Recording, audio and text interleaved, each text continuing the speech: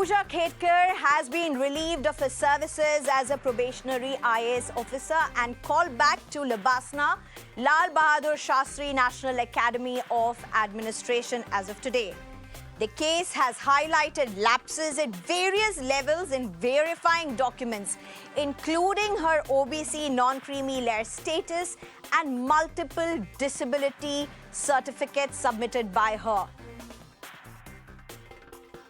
Ms. Puja secured a disability certificate for poor vision for low vision in 2018 and for mental depression and low vision in 2021 from Ahmednagar District Hospital.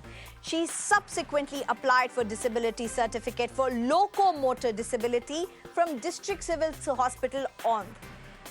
That was rejected because of double submission and an automated computer-led clearance, but was granted a 7% locomotor disability certificate at Yashwantrao Memorial Hospital in Pimpri.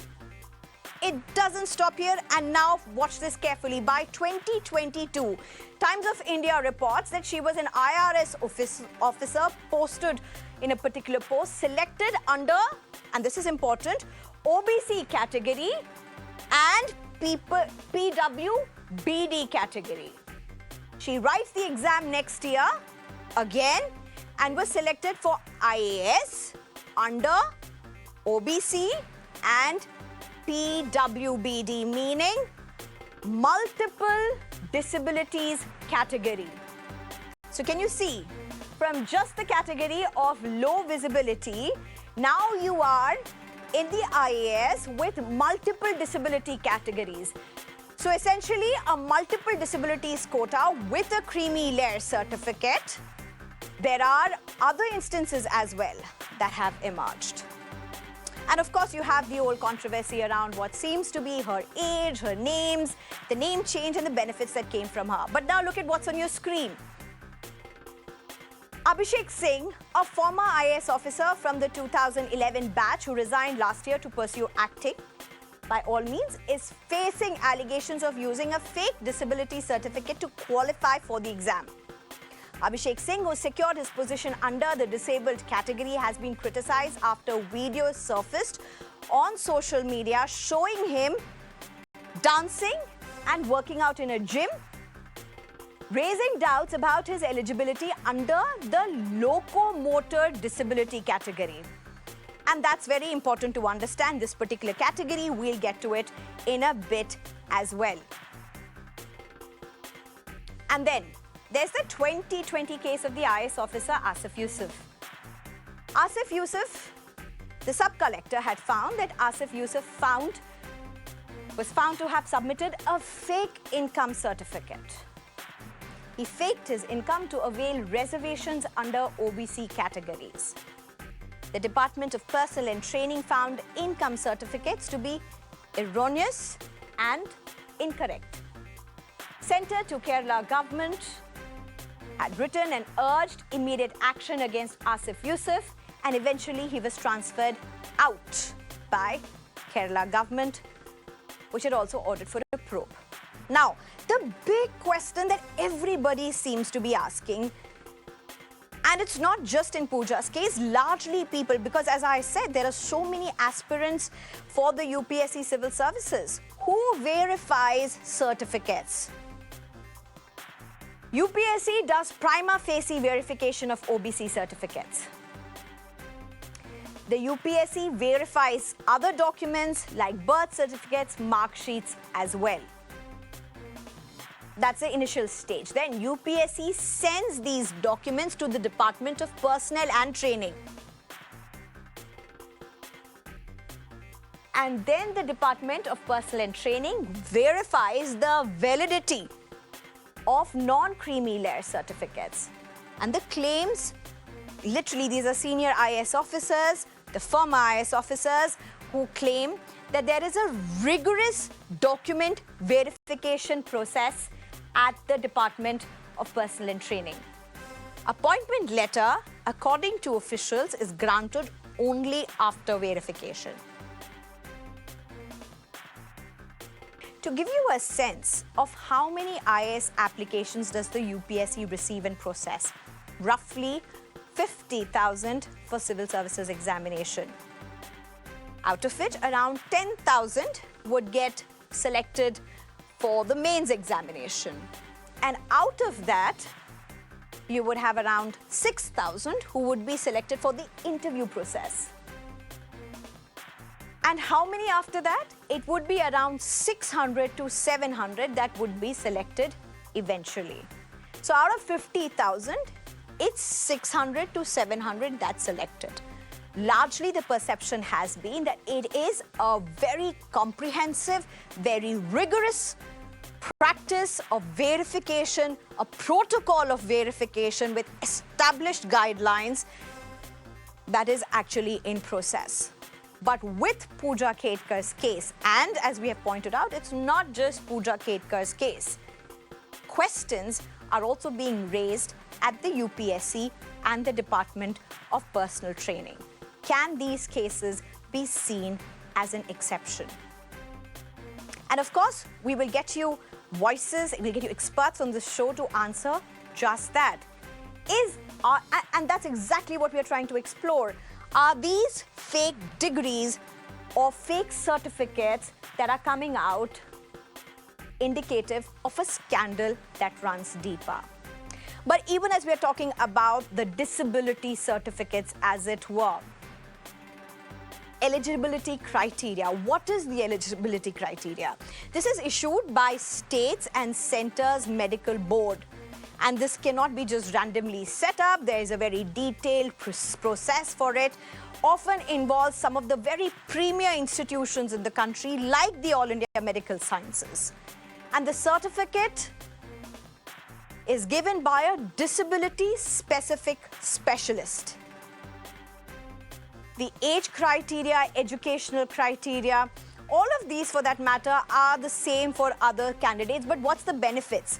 With these disability criteria or certifications, you have a relaxation in the age limit. That is, you can take these examinations for at least 10 years. And the attempts, you can take it up to 9 attempts. So there's a relaxation, age relaxation of 10 years and a relaxation for attempts as well to take these examinations.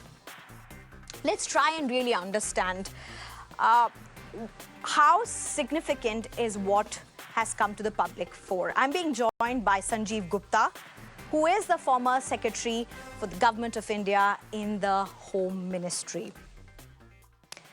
Thank you very much, Mr. Sanjeev, for joining us. My first question to you, Mr. Sanjeev, and that is, of course, Ms. Puja has been called back. She's been relieved of her services as a probationary IAS officer. She's now gone back to Labasna for that matter. But the larger question is this an isolated case, or the cases that have come up in public can they be seen as exceptions, or is this something far more indicative and systemic?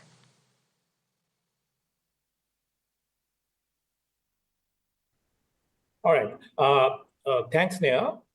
It's not only about creamy, non-creamy, not only about the physical handicap. It's also a case of caste certificates, fake caste certificates. I mean, it's far more, the malaise runs far deeper than what we think. So let's divide the thing in two parts. One is the reservation, which is solely on the basis of the caste and creamy layer, non-creamy layer. So when I was Principal Secretary IT in Himachal Pradesh, we had this e-district.gov.in. So all the certificates, whether SC, ST, physically handicapped, OBC, everything was put on the web. People could search it on the fly. So if this is available on the web, then very few people will try to do something like what Puja did, or what Jyoti did, or Abhishek did. All this is going to be very difficult. So when I mention this case specifically, if we talk about the medical thing, because most of the cases which are coming to light, those are about the physical handicap. So for IAS and civil services, all other civil services, the benchmark disability is to be measured by a specially constituted board in the All India Institute of Medical Sciences. I could lay my hands on such circulars of the DOPT for the last 3-4 years. I am not aware what exactly was the situation in 2010-11 when Abhishek was shown as a physically challenged person with the disability in both legs and still he could dance along with Sunny Leone and with no seeming disability. So this circular talks about a board to be constituted in the All India Institute of Medical Sciences. So when I was speaking to another channel, my gut feeling was that no, AIIMS won't do anything like that. But what I'm hearing now is far, far more serious. Earlier, I'm taking this Puja case as an illustration as to how system can be bent backwards, twisted to the convenience of one candidate. She availed more than 10 opportunities in UPSC by changing names. This is all on record. In 2021 examination, her claim for being visually impaired plus having brain-related disabilities was rejected. And hence, despite getting a rank of 679, she was given no service. She still persisted. She went to the CAT. This should be allowed. Because the more there's the number of disabilities, higher is the probability of being selected. Right? So the lesser is the number of people in that category.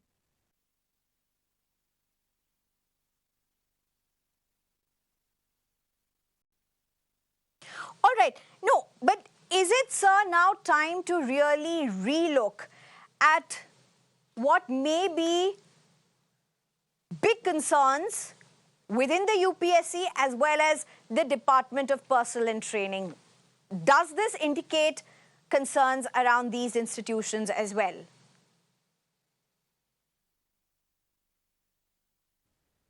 Let me explain that. The medical test particularly, that's a circular of DOPT. The circular is of DOPT and it's accepted or rejected by the DOPT. That's what the UPSC people told.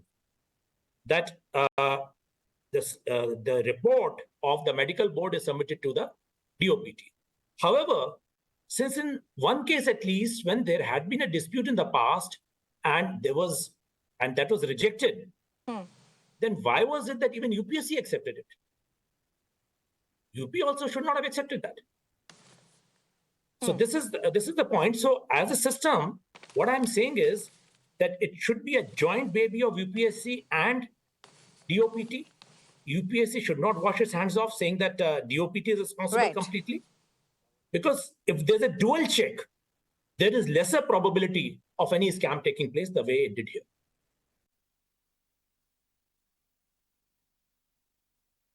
Okay, sir, the next question, and it's not just about it's not just about the medical records. And you spoke extensively about the medical records, but it's not just about the medical records. You have the OBC, non-creamy, creamy layer, and so many other certifications that are involved as well. So let's see, if I was sitting in DOPT, what would happen? They will give a certificate and somebody has to just see it prima facie, maybe make a phone call to the officer issuing the certificate.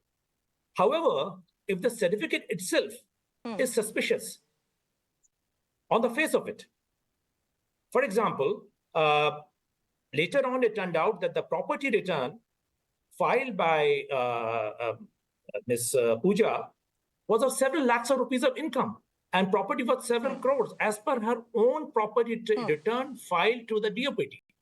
Of course, that came later on. So as I said, as a system, every state must follow what Himachal has done. That means all these certificates being available on the web so that there is pressure from below. People can question, all right, this guy has a 60-storied house. How come he is in non-creamy layer? This should be publicly available. Okay. There's nothing like privacy in this. There's nothing like privacy in this because everybody else's chance is being affected if a fake certificate is produced. No, but you're using the word scam. That's big.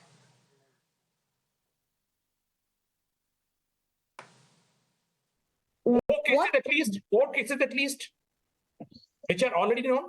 And which are these cases, Sneha? These are mostly high-profile people. So the high-profile people came to notice. What about those who are sitting quietly? This is possible. I'm not saying that it is necessary, Right. but that is possible. At least 3 of them are extremely high-profile people.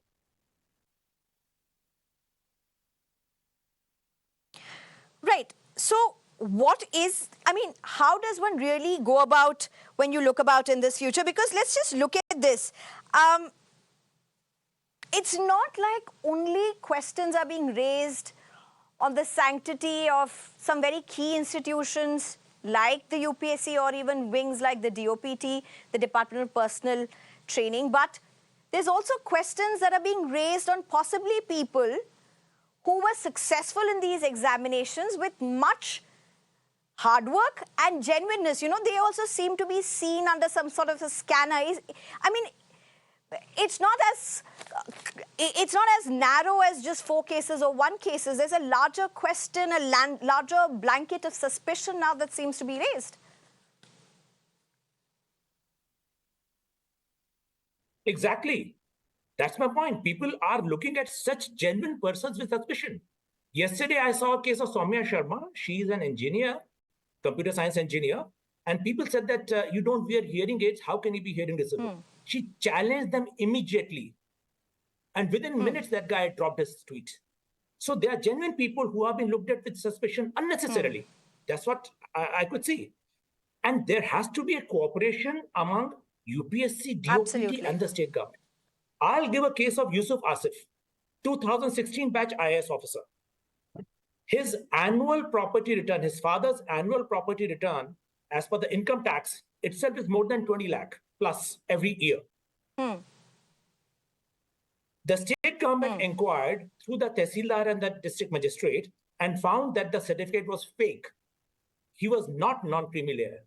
They recommended to the Government of India on a complaint received by the Government of India that he should be discharged from probation. Government of India, in turn, sent it back to the state government, you please take action. Whereas, as per the All India Service Probation rules, it was Government of India which was supposed to discharge the officer under Rule 12 of the probation rules. So something as simple as that, where certificate has been established to be fake, the guy continues in service till now because he's got a high court stay. Because there was a correspondence between the GOI and state government of Kerala. In the meanwhile, he got a stay. So he's staying put for the last 4 years since then. Right. And there are stays after stays after stays in the High Court. So I'm saying that everybody has to move in unison. All the databases must be made public. That's the first thing towards purity. All the databases. Just as they put up the results and service allocation, just as they have done that, even these certificates. Right. Mr. Sanjeev Gupta, thank you so much for joining us, for bringing out these aspects. There's so much more to uncover, unravel, learn, and to better. Thank you so much, sir. Thank you very much for joining us. I'm also being joined at this point by Mr. Nipun Malhotra, who is an Indian social entrepreneur and disability rights activist, as well as Varun Khullar, who is an ex-bureaucrat, Ministry of Defense. Thank you very much, both of you, for joining us. Mr. Nipun Malhotra, if I can have you first. How do you look at what's unfolding, Mr. Nipun Malhotra? One question that everybody seems to be having at this point is, just look at the nexus that seems to be surrounding certification for disabilities. And one would have thought, much of India would have thought, this was possibly never a reality, a very sacrosanct aspect of India for that matter. But that's completely, that notion seems to be completely broken apart, shattered. Absolutely. And I think there are 2 big problems or 2 big hits that the disability sector has really taken from this, unfortunately. Candidates like Puja Khedkar and even Amitabh, who've really faked their disabilities, have led to 2 big blows, as I mentioned. The first real big blow is that, of course, they've taken away seats from rightful candidates with genuine disabilities who could have served in the civil services and done good for the disabled community and for the country as a whole. The disabled community has always said that nothing about us without us. Absolutely. And it's important to have representatives of the disabled community in the bureaucracy. And I hope the UPSC doesn't really take a step back and become reluctant to take people with disabilities in, people with genuine disabilities in as well. That is one major concern that the disability sector is having because of cases like Puja Khedkars, because there are a lot of genuine people with disabilities who are serving in as well. Ira Singhal a few years back topped the IS despite a disability. Absolutely. In that sense. So there are a lot of role models in the bureaucracy. The second big blow, and I think this is something which is not being spoken about enough, is that a lot of the genuine disabled people who are in the civil services as well will now start being looked at with suspicion, unfortunately. And I think that is something which is going to be a bigger issue in the years to come. And unless we increase transparency in the services on the way people with disabilities are recruited, such things will keep happening. I'm getting shocked by the number of these fake cases that keep coming up every day. And it's clear that Puja Khedkars is not the only one which exists here. That's unfortunately true. I'm also being joined by Mr. Varun Khullar. Mr. Varun Khullar, let me just take this question straight to you. One would think to better your rank, all one have to do is study harder, try more attempts, and you may just improve your rank. At least that's what much of India thought. And suddenly you realize there is another window as well that people seem to have been using till now. Do we even understand what's unfolded, quite frankly? Because it's not just about how a person maneuvered one's way to get into a system with a better ranking, with a better acceptability, but it's this person or such cases. I don't want to demonize just one person because frankly what seems to be unfolding right now is a can of worms, and it's several cases that seem to be coming to the fore. And what's happening? You are literally punching daggers into hearts of people who have been working for years or have been growing up with the dream of entering that services, or have been, with much achievement and hard work, managed to crack these examinations. This is so daunting and unfortunate at so many levels. But Mr. Varun Khullar, to ask you this question, and very honestly I would want an answer from you, is this a way that often people would go about within the services? Because this doesn't seem to be one exceptional way. What we've seen across time regarding the PH candidates, I'll like to point out some data which has come to light even this year. What has happened in the PH2 category, right? The cutoff for mains and for final is higher than EWS, higher than OBC, higher than SC and STs. So if you wanted to become a civil servant in PH2 candidate, you had to score than all the quotas except general. So this kind of points to say something wrong in the kind of people who are availing this quota itself, in simple terms. If you just look at the data, you need 930 marks, right, in PH2 to qualify as a civil servant. And if you are a SC, ST candidate, it's 890 or 891. So what is PS2 for our viewers? If it's OBC, yeah, right? Yeah, if it's your OBC, you need to get 919 marks, okay? And if you are like EWS, you need 929, which is less than what a PH2 candidate is getting. So something is definitely wrong with the kind of people who are availing this quota, because it is impossible for a person who's visually impaired to score higher than a person who's like if you think about it. So that's one. So it basically shows there's something wrong with this, and especially in the Puja Khedkar issue in this sense. And as coming to your question, is it something which has been utilized? Yeah, sure. What has come to light, definitely, it seems as if this has been utilized. But if you think about it, a lot of times what happens is that when students come to us for guidance, a lot of times we figure out that, okay, this person actually is a PH candidate, okay? And he has been given in general. To be honest, that has happened to so many of us, students before, that actually they have physical disabilities, but they're not been, utilizing those certificates at all. They're not even gone to a hospital to get those certificates. Very important aspect as well. True. Yeah. So, for some of them, you'll find that, okay, initially they were given in general and then they have actually taken in PH candidates. But to be honest, when you're interviewing, you can very easily figure out if somebody hasn't, if you look at the panel in UPSC, right? They're so experienced, all these bureaucrats who are actually interviewing. They can figure out very quickly whether a person is genuine or not in terms of, physical disability, I would say. I just want to bring out the point that you're saying, Mr. Varun Khullar. No, true. And let me just play that video out of Abhishek as well. We have him work out in the gym. There's also videos of him on social media where he's dancing as well. We wish him all the best in his career as an actor. We don't intend to snatch anything that he's earning with much hard work, if it were. But my question is, look at this. He went for locomotor disability, if I was correct. Exactly. What does that include? So, that includes cerebral palsy, leprosy, which has been cured, dwarfism, acid attack victims, muscular dystrophy. These are what is included in locomotor disability. Now, of course, none of us are medical practitioners. We don't know. Maybe he reached here through his sheer determination and hard work. I don't want to take it away from him. I'm not a medical expert. But nonetheless, there's much outrage and anger for the fact that something like this is being misused or abused, and it's not just one particular category, as we have seen in this particular case. Nipun Malhotra, if I can come to you. Nipun Malhotra, how difficult is it to get a disability certificate in India today? Is it difficult or is it easy? That's a very basic question that I am forced to ask now. And I just wanted to interject on something that Mr. Varun Khullar said.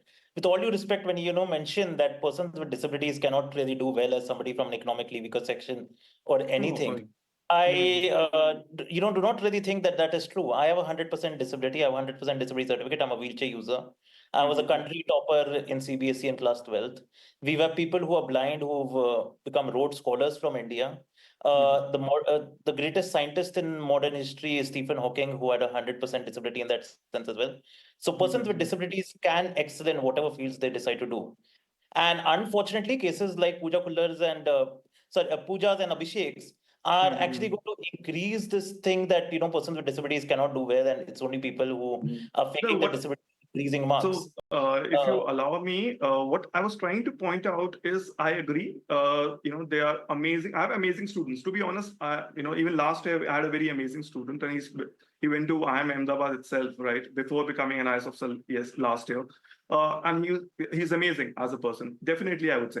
But when I'm saying the average marks are so high, it points out that something is going wrong. Right? I'm not saying, I have, my teacher myself, right, who taught me while I cleared the civil service was a physically disabled person. So I know they're amazing people in intelligence and in every way they are unique, right? And, inspiring. They always have inspired us.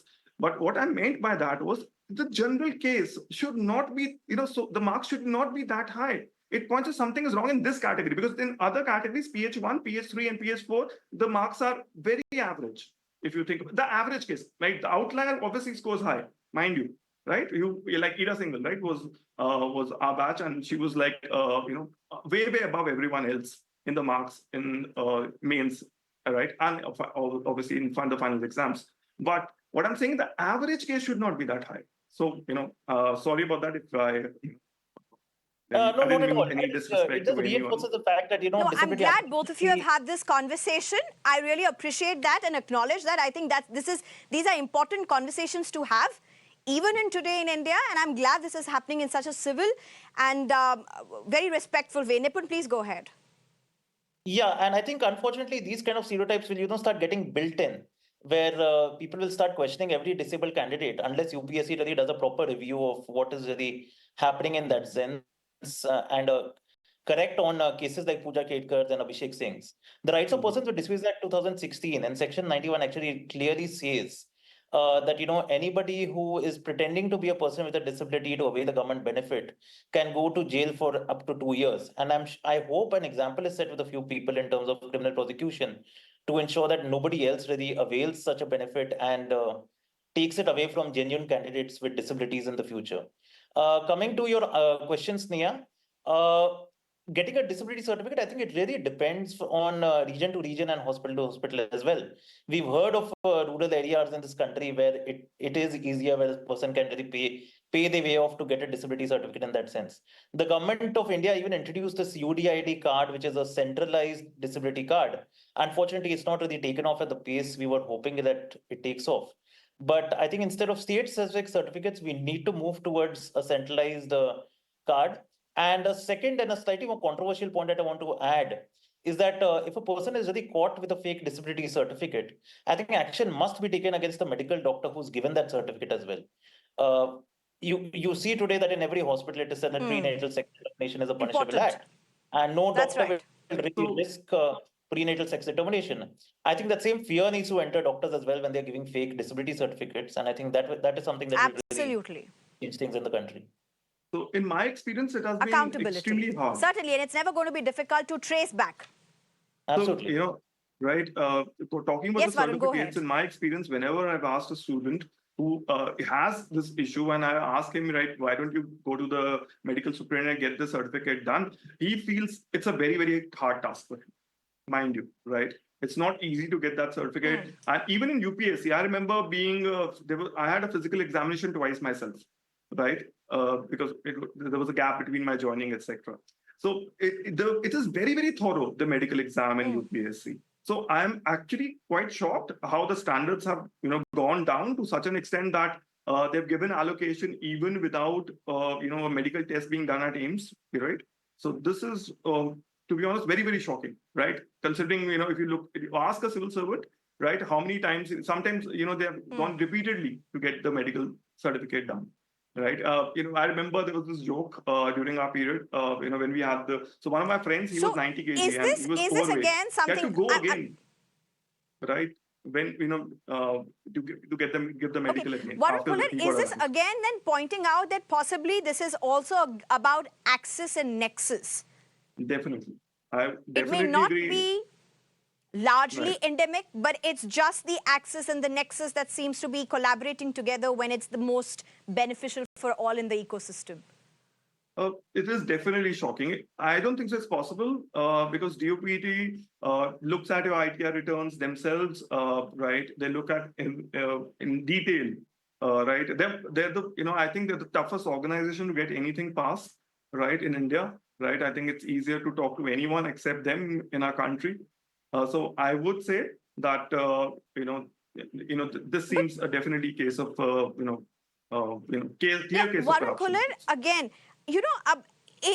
we've discussed a lot about the disability certificates, but also in this particular case, you also seem about how you easily maneuver the case around the economically weaker sections, the OBC creamy and the non-creamy layers, whether it be the alleged Puja's case or Yusuf's case as well. Both of these cases seem to bring that out. My question then is, does UPSC as well as the Department of Personnel and Training, do they now really need to fix accountability and see heads roll? I mean, can this stop anything short of that to be able to give out a very clear message? We've debated this. This has been discussed. This has been at the heart of people's discussions in social media, in real time. Of course, I mean, this is the premier services. What would you say as a former bureaucrat that the UPSC as well as the DOPT need to do now to give out a very strong message? I'm pretty sure the DOPT will be taking this very aggressively and we will see a result very quickly. Because the DOPT, to be honest, comes under the PMO, right? There is a MOS, right? But it comes under directly the Prime Minister's purview. And I'm pretty confident that heads will roll, definitely, for this. Right. And I think this would actually be a wake-up call for, these certificates not being misused. Definitely, as you mentioned about the other part of the question that, with the other certificates, the EWS and the OBC being misused and the other ones, the EWS is perhaps the most, I would say the most easiest to actually fake, I would say, because, it's just an income certificate and a lot of people, I believe that it would be easier to fake that rather than the other certificates.